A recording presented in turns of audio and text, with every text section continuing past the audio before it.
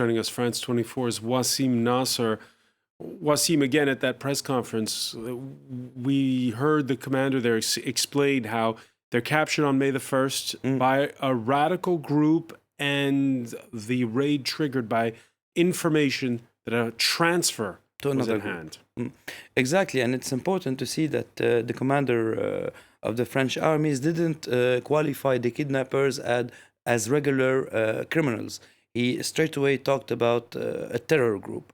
So the first indications we had since the beginning was that the kidnappers belong to the Abu Walid Sahrawi group, who vowed allegiance to the Islamic State.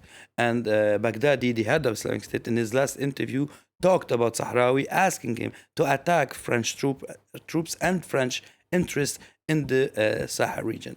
But despite that, and the fact that the guide or the driver was killed also, put us on this lead and the geographic area where it happened, because we know that in this area, this group is very active. But it's interesting to see the commander-in-chief talk about the Massina group, because the Massina group of Amadou Koufa was declared dead by the French Minister of Defense, and then eventually he appeared that he was alive, and we got the footage here at France 24, belongs to Al-Qaeda.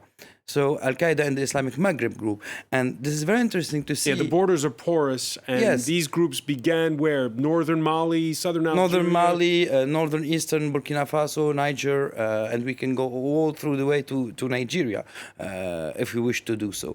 And we see this is very interesting because we see that the two groups tolerate each other, and even if this information is accurate, that the end game was in the hands of the Massina Katiba belonging to Al-Qaeda, we see that there is real cooperation between the two groups, which isn't at all the case in other areas. In Somalia, they are fighting each other. In Yemen, in Syria, they are fighting each other. So we see that the situation in this area is very complicated, and allegiances can go from one group to another in a very porous region.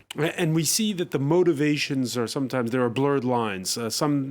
Some kidnappers are doing it for the money, and then they hand it over to people who have more of an ideological Yes, bent. exactly. And this is why I said that it's interesting to see the commander-in-chief talking straight away about terrorists.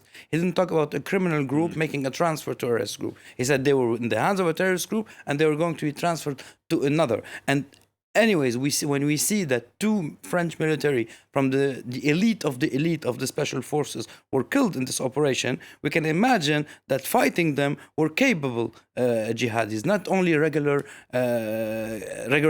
criminals. And we have to remember also that in this region, since the beginning of the French intervention with the Operation Serval in 2013, we are above 25 French military killed there. So in comparison, for example, with Syria, the ongoing operation since 5 years, there was only one French military killed in Syria facing the Islamic State. And in this case, the equivalent of the U.S. Navy SEALs, really. This is really the elite of the elite. It's the elite of the elite, yes. What do we know, Wassim Nasr, about those two other hostages who were freed? While we discovered them, actually, we knew that Al-Qaeda and the Islamic Maghreb had up to 5 hostages. We knew them by name. One of them was French. And this is why, at the beginning also, we thought that it could be the jihadis of Sahrawi holding up those hostages. Because when the Islamic State group takes hostages, he doesn't regularly communicate about them, which is at the opposite of what Al-Qaeda does in terms of